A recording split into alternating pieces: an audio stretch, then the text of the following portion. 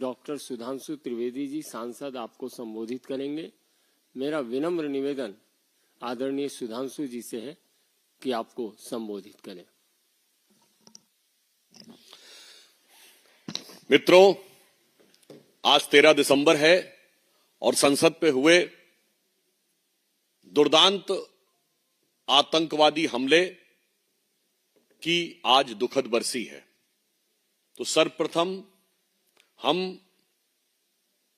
संपूर्ण पार्टी की ओर से उस दुखद घटना और हमले में अपने प्राणों को न्यौछावर करके लोकतंत्र के मंदिर संसद की रक्षा करने वाले समस्त बलिदानी सुरक्षा कर्मियों और उनके परिजनों के प्रति हृदय से संवेदना उत्पन्न करते हैं। और यह भी याद दिलाता है कि उस दुखद हमले के बाद जब सर्वोच्च न्यायालय ने उसके मुख्य आरोपी और कर्ता धर्ता अफजल गुरु को दोषी सिद्ध कर दिया था, इसके बाद भी यूपीए सरकार ने 7 वर्षों तक उसकी फांसी को तकनीकी आधार पर लटका के रखा था।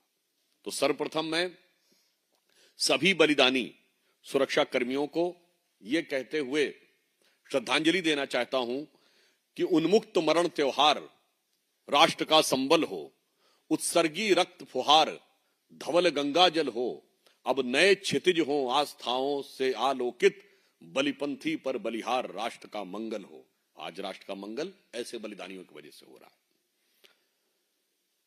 इसी के साथ आज हम सब के लिए, भारतीय जनता पार्टी के लिए और राष्ट्रीय जनतांत्रिक गठबंधन एनडीए के लिए एक बहुत ऐतिहासिक और अभूतपूर्व दिन है, जब केरल नगर निगम के चुनावों में केरल की राजधानी तिरुवनंतपुरम में भारतीय जनता पार्टी और एनडीए ने बहुमत प्राप्त कर लिया है।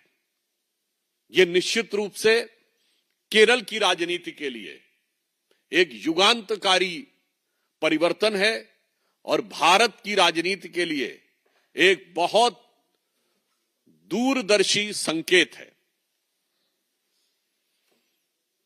केरल में सिर्फ इतना ही नहीं है, एर्नाकुलम जिले में मुनम्मम क्षेत्र में जो ईसाई बाहुल्य है, वहां भी भारतीय जनता पार्टी ने शानदार जीत हासिल की है। त्रिचूर जिले के कन्नन पुलंगम में भारतीय जनता पार्टी की, उस मुस्लिम बाहुल्य क्षेत्र में भारतीय जनता पार्टी की प्रत्याशी मुमताज ने कांग्रेस के प्रत्याशी को हराया है। पलक्कड़ नगर परिषद में हमने विजय हासिल की है और अपनी स्थिति को बरकरार रहते हुए और मजबूत किया है। अतः यह दिखाई पड़ रहा है कि प्रधानमंत्री श्री नरेंद्र मोदी जी के नेतृत्व में जिस कुशलता, दक्षता और निष्ठा के साथ भाजपा और एनडीए आगे बढ़ रही है, उसका भौगोलिक विस्तार अब नई ऊंचाइयों को छू रहा है। I can say that in today's municipal corporation election results in Kerala are epoch-making and having a very far-reaching implication. They are epoch-making for Kerala politics and a far-reaching historical indication for the national politics. I can say that in God's own country, Kerala is called God's own country. So God's grace has been bestowed or have started pouring on Bharatiya Janata Party and NDA. पर इसी के साथ मैं ये भी पूछना चाहता हूं कि ये केरल में जो फ्रेंडली फाइट होती थी कांग्रेस और लेफ्ट के बीच में, कि दिल्ली में मोहब्बत और त्रिवेंद्रम में लड़ाई, अरे मार डाला दुहाई दुहाई. Now the people have become wise enough to understand that they are not going to be hoodwinked by your politics in which you are joining hands in Delhi and giving a so-called friendly fight at Tiruvananthapuram. और दूसरा मैं ये भी पूछना चाहता हूं, वहां के तमाम क्षेत्र जहां पर भारतीय जनता पार्टी नहीं जीती है अथवा हमारी कोई प्रभावी उपस्थिति नहीं है, जहां एलडीएफ और यूडीएफ के बीच में लड़ाई हुई है, वहां मैं कांग्रेस पार्टी से पूछना चाहता हूं, आपका वोट किसने चोरी किया है? वहां तो कम्युनिस्ट और कांग्रेस के बीच में ही है ना। तो मैं पूछना चाहता हूं कि आपका वोट किसने चोरी किया है, और कम्युनिस्ट पार्टी से पूछना चाहता हूं आपका वोट किसने चोरी किया है। अतः यह भी ये संकेत दे रहा है, इस केरल के नगर निगम चुनावों का यह भी एक अर्थ है कि किस प्रकार से जो भ्रम फैलाया जाता था वो भी साफ है, और ये दो मुही राजनीति को देश के किसी भी प्रदेश की जनता स्वीकार नहीं करती। तीसरी एक दुखद घटना जो कोलकाता में हुई, जहां पर भारत के लिए बहुत दुखद और पूरे देश के लिए शर्मसार करने वाली घटना हुई, जब अंतर्राष्ट्रीय ख्याति प्राप्त फुटबॉल खिलाड़ी लियोनेल मेसी के कार्यक्रम में सॉल्ट लेक स्टेडियम में जिस प्रकार की अव्यवस्था, भगदड़ और वितंडावाद हुआ, उससे सिर्फ कोलकाता नहीं, पश्चिम बंगाल नहीं, हर भारतीय का सर शर्म से झुक गया। पश्चिम बंगाल की मुख्यमंत्री सुश्री ममता बनर्जी जी ने अपने ट्वीट में कहा कि she is deeply disturbed by this event, but I want to make very clear, it is not you Mamata ji who is disturbed, it is the West Bengal which has got deeply and devastedly destroyed under your rule. Mamata ji, यह सिर्फ आपके विचलित होने या दुखी होने की बात नहीं है, आपके शासनकाल में पश्चिम बंगाल जिस दुखद और दर्दनाक स्थिति की तरफ पहुंच गया है, यह घटना उसका प्रमाण है। और इसके साथ मैं विपक्ष से पूछना चाहता हूं कि इस प्रकार के आयोजनों में ऐसी अव्यवस्था आपके राज्यों में क्यों होती है। 4 जून सन 2025 को बेंगलुरु में आईपीएल के बाद ऐसी ही घटना होती है। उससे पहले 27 सितंबर, उसके बाद 27 सितंबर 2025 को तमिलनाडु में ऐसी ही अव्यवस्था और अराजकता क्रूर डिस्ट्रिक्ट में होती है। हम पूछना चाहते हैं कि यह दर्शाता है कि वहां कानून व्यवस्था की स्थिति बहुत लचर है। जो लोग सत्ता में हैं वो अपने अधिकार को कानून से ऊपर मानते हैं, वो किसी कानून और किसी व्यवस्था, मर्यादा या किसी भी रूल को मानने को तैयार नहीं होते हैं, और हर कार्यक्रम को अपनी व्यक्तिगत अहम्मन्यता और व्यक्तिगत ईगो सेटिस्फैक्शन का मुद्दा बनाते हैं। अन्यथा इस जंग की तीनों घटनाएं वहीं पर क्यों होती हैं? ये पूरे इंडी गठबंधन की सरकारों और कार्यकर्ताओं के द्वारा सरकार को, व्यवस्था को ठेंगा दिखाने की मानसिकता से भी ग्रसित होने का प्रमाण है। और इसके लिए, और जो लोग भी उसमें घायल हुए हैं, उनके लिए हम सब बहुत संवेदना व्यक्त करते हैं, मगर ये पूरे इंडी गठबंधन के राज्यों का एक चरित्र दिखाई पड़ता है। इसके अतिरिक्त एक बहुत गंभीर और बहुत गहन विषय है, तमिलनाडु की सरकार के द्वारा जो कुछ किया जा रहा है। थिरुपरान कुंदरम मंदिर में जो दीपम उत्सव चलता था, जो बहुत पुराने समय से ब्रिटिश काल से सेटल्ड था, 1920 में इस विषय को लेकर लोग न्यायालय में गए। 1923 में उसका जजमेंट आ गया। 1931 में प्रिवी काउंसिल का भी जजमेंट आया, और केवल दरगाह के आसपास के क्षेत्र को छोड़कर समस्त पहाड़ी का क्षेत्र देवस्थानम को दिया गया। In this matter the judicial record is very clear. In 1920 the litigation started during British time. In 1923 judgment came, and in 1931 Privy Council judgment also came, which has made it very clear and categorical that barring some area nearby the dargah, rest of the entire hill belongs to Devasthanam. और इसके बाद another case regarding a pillar was filed in 1994, and in that case also a judgment came in 1996, in favor of the same process to be continued.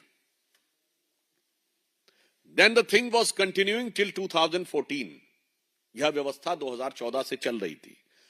फिर यह stand लिया गया कि high court ने कुछ टेक्निकल रीजंस के आधार के ऊपर उस विषय को रोका. अब जब हाई कोर्ट ने परमिशन दे दी है दोबारा, उसके बाद तमिलनाडु सरकार का जो रवैया है, यह भारत के लोकतांत्रिक और पंथ निरपेक्ष चरित्र के ऊपर गहरा आघात है. The type of deplorable approach which the Tamil Nadu government has taken is an stigma not only on the democratic character but also on the secular character of this country. When High Court has made it very clear that just 10 persons will go and they will lit the lamps near the pillars. But the government council and High Court has argued that first it has to be established whether that pillar was existing or not, it is having any reverence value or not. अर्थात कि वो जो स्तंभ है दीपथून, वो था भी या नहीं, वो श्रद्धा का केंद्र था या नहीं, ये वही मानसिकता है जो 2007 में हलफनामा देके कहती है कि भगवान राम थे भी या नहीं. और न्यायालय का निर्णय आने के बाद उसे पालन न करना, मैं पूछना चाहता हूं संविधान खतरे में है कि नहीं. और इतना ही नहीं, उस न्यायाधीश को धमकाने के लिए आप इंपीचमेंट का प्रस्ताव, अविश्वास का प्रस्ताव लोकसभा स्पीकर को देते हैं. यानी सीधे सीधे राहुल गांधी जी खड़े होकर जो धमकाने का प्रयास करते हैं संवैधानिक संस्थाओं पे, उनके गठबंधन सहयोगी और इंडी गठबंधन वाले मिलकर सीधे न्यायपालिका को धमकाने का प्रयास कर रहे हैं. और न्यायाधीश के प्रति जिस प्रकार का वातावरण बनाया है इंडी गठबंधन के सहयोगियों ने, उससे बहुत साफ है कि इन लोगों के विपक्ष में रहते हुए संविधान कितने खतरे में है. And with the approach of Tamil Nadu government, मैं यह भी याद दिलाना चाहता हूं, यहां कोलत्तूर गांव पेरंबूर जिले में भी ऐसी ही घटना 2-3 साल पहले हो चुकी है, जहां पर कि सरकार का रवैया पूरी तरीके से बायस था. इसी तमिलनाडु में याद करिए, वक्फ बोर्ड ने पूरा का पूरा एक गांव क्लेम कर दिया था, जो गांव 1500 साल पुराना मंदिर है जहां पर, अर्थात इस्लाम के भारत में आने से पहले से भी है. यह सब कुछ जो हो रहा है, यह कोई वोट के लिए किया जा रहा कार्य नहीं है. यह भारत की अस्मिता पर आघात है. This is not just a mere vote bank politics. This is an structural, nefarious attack on the basic identity of India. I would like to say that those who are trying to raise the bogey of that secularism is in danger in India, I would like to make it very clear. No, the future of India is in danger because of the pseudo-secularism. Again, I would like to emphasize, secularism is not in danger. India is in danger because of the pseudo-secularism. पंथ निरपेक्षता, secular कोई खतरे में नहीं है. इस छद्म धर्म निरपेक्षता के कारण भारत का भविष्य खतरे में है. जो कहीं बंगाल में बाबरी मस्जिद खड़े होने की बात करते हैं, तो कोई तेलंगाना में कहता है, तेलंगाना का मुख्यमंत्री कहता है कि कांग्रेस मतलब मुसलमान, मुसलमान मतलब कांग्रेस. तो तमिलनाडु में बाकायदा एक कॉन्फ्रेंस होती है, गोष्ठी होती है, इरेडिकेशन ऑफ सनातन धर्म, हिंदू धर्म का समूल नाश. और इसके बाद ये लोग इतना ही नहीं करते हैं, इससे पहले पूरी दुनिया में कॉन्फ्रेंस होती है, dismantling global Hindutva in 2021. After that, a structured conference happens yearly basis in Tamil Nadu, dismantling global Hindutva, eradication of Sanatan Dharma, dismantling global Hindutva held in the various universities, sponsored by these anti-India forces. Then comes eradication of Sanatan Dharma. Then comes one step ahead. They used to go to the extent of saying कि this is Hinduism is corona, virus, then another minister comes. No, there has to be some social stigma attached to it. So it has to be HIV. और फिर देश के अंदर क्षेत्रीय विभेद पैदा करने के लिए तमिलनाडु के एक मंत्री बोलते हैं कि बीजेपी सिर्फ गोमूत्र के राज्यों में जीत सकती है। वैसे उनको आज जवाब मिल गया होगा केरल की जीत से, और मैं पूछना चाहता हूं, and I want to make it very clear to the bias, ignorance of Tamil Nadu minister that he's saying that BJP can win only in Gomutra states. So Gomutra is having a patent in US for antifungal, antibacterial, medicinal treatment.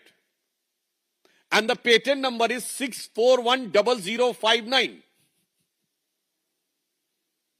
So I just want to say the thing on which the entire country should have a sense of pride.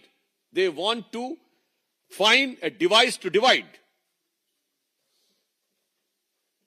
And it has also exposed the anti-Hindu mindset of the entire India alliance.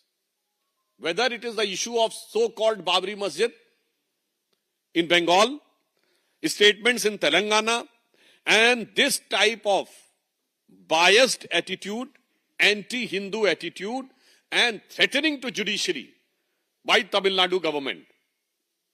And it's not only this, it is also because Tamil Nadu government knows that their utter administrative failure, utter corrupt practices, they are unable to face the people of Tamil Nadu. So in order to divert the issue and hoodwink the people, and try to create a communal frenzy among the minority votes, they are trying to do this.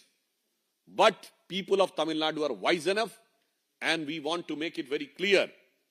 आप हिंदू धर्म के दीप को दफन करने की जो कोशिश कर रहे हैं, भारतीय जनता पार्टी उसे नहीं होने देगी. We will not allow the deep lamp to be buried. And not only Tamil Nadu, the entire country is witnessing this very cautiously and keeping an strict vigil over the situation, and they will give an appropriate reply at the appropriate moment. और अंत में as usual मैं एक विषय बताना चाहता हूं. कांग्रेस के वरिष्ठ नेता, पूर्व मंत्री रहे श्री अश्विनी कुमार जी ने आज एक बयान दिया है कि Congress should look inward, reclaim oppositions credibility, somewhere it's messaging has gone wrong. अर्थात कांग्रेस को आत्मनिरीक्षण करना चाहिए, विपक्ष के रूप में अपनी विश्वसनीयता बनाने का प्रयास करना चाहिए. कहीं ना कहीं कुछ ना कुछ गलत हो रहा है. तो जो अनर्गल निराधार आरोप विपक्ष लगाने का प्रयास करता है और कांग्रेस पार्टी लगाने का प्रयास करती है, उसे कांग्रेस को समझने का प्रयास करना चाहिए. और अगर वो नहीं समझ रहे हैं तो उनके वरिष्ठ नेता अश्विनी कुमार जी की जबानी जो निकल रहा है उसे मैं संत कबीर जी के दोहे के रूप में कांग्रेस से कहना चाहूंगा कि कांग्रेस को समझना चाहिए कि बुरा जो देखन मैं चला, बुरा न मिलिया कोय. और कांग्रेस के लिए कह रहा हूं, जो दिल खोजूं आपना, मुझसा बुरा न कोय. मगर क्या बताएं, जो अहंकार में, अहंमन्यता में इतना डूबा हुआ हो कि इसके लिए एक संस्कृत में सुभाषित है कि कलह सर्षप मात्राणि पर छिद्राणि पश्यन्ति, आत्मनो विल्व मात्राणि पश्यन्नपि न पश्यति. यानी जो लोग इस प्रवृत्ति के होते हैं वो दूसरों में तिल जैसी छोटी छोटी चीजें ढूंढने का प्रयास करते हैं और अपने बेल जैसे बड़े बड़े अवगुणों को देखते हुए भी नहीं देख पाते हैं. तो कांग्रेस को इसे समझना चाहिए. और अंत में मैं कहना चाहूंगा कि माननीय प्रधानमंत्री जी ने भी केरल की इस युगांतकारी घटना पर भारतीय जनता पार्टी एनडीए को, केरल की इकाई को बहुत बहुत बधाई दी है और हम सब उसके साथ हैं और हमें यह विश्वास है कि इन घटनाओं से जो आज पश्चिम बंगाल में हुआ है, जो आज प्रधानमंत्री जी ने एक्स पर पोस्ट करते हुए लिखा है, my gratitude to the people across Kerala who voted for BJP and NDA candidates in local body polls in the state. Kerala is fed up of UDF and LDF. They see NDA as the only option that can deliver the good government and building a Viksit Keralam with opportunities for all. और हम ये कह सकते हैं जो आज बंगाल में हुआ है, जो हरकतें और कारस्तानी तमिलनाडु की हैं और जो नई आशा का दीप बुझाने का प्रयास तमिलनाडु में हुआ है और नया दीप केरल में जगा है, निश्चित रूप से आगामी वर्ष में होने वाले चुनावों में यह भारत की राजनीति में एक बड़े परिवर्तन का पूर्वाभास है। जिसे अगर कहूं कि आंधियां उठने लगी, अब ज्वार होना चाहिए, स्वरों में क्रंदन नहीं हुंकार होना चाहिए। धन्यवाद। प्रश्न सादर आमंत्रित है Sanjay Sharma.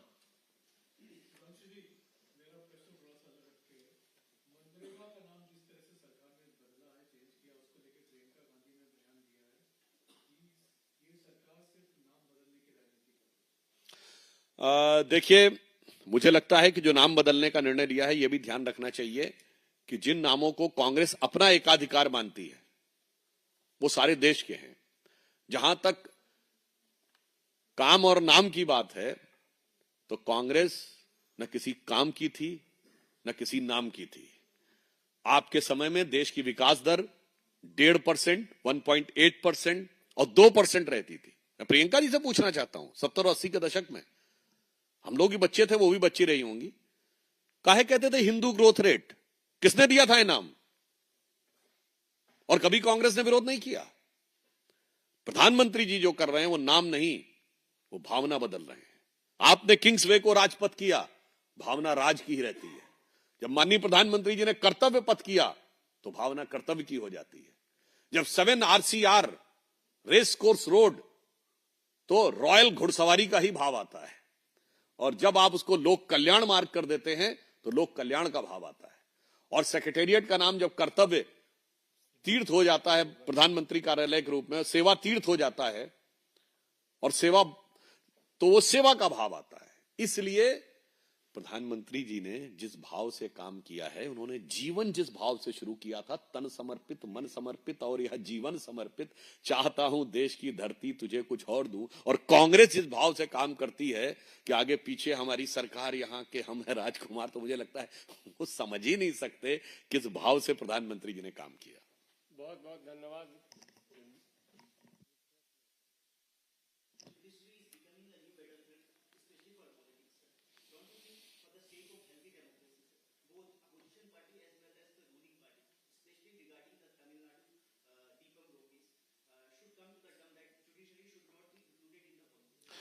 It is not happened for the first time. Whenever the Congress party has got absolute power, they have tried to belittle judiciary and try to play politics. I will give just 3 examples. Who said that the committed judiciary should be there? It was Indira Gandhi. And also, she superseded 3 judges. Second thing, you know there was a judge in India's Supreme Court who was previously member of parliament from the Congress party. And he has become a candidate in Assam Lok Sabha. The election was countermanded. He was an official Congress candidate.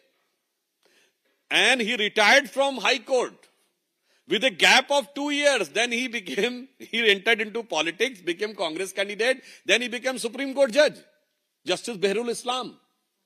And you know, there was one Chief Justice in India's history who was not even having a law degree. बगैर कानून पढ़े मुख्य न्यायाधीश थे, Justice Kailash Nath Vanchu in 1966 or 67. So I think this is their arrogant, nefarious design to dominate the judiciary when they are in power.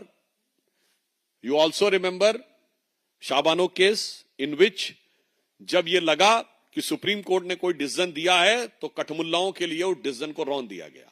Now when they are in opposition, they are trying to threaten the judiciary. बहुत बहुत धन्यवाद.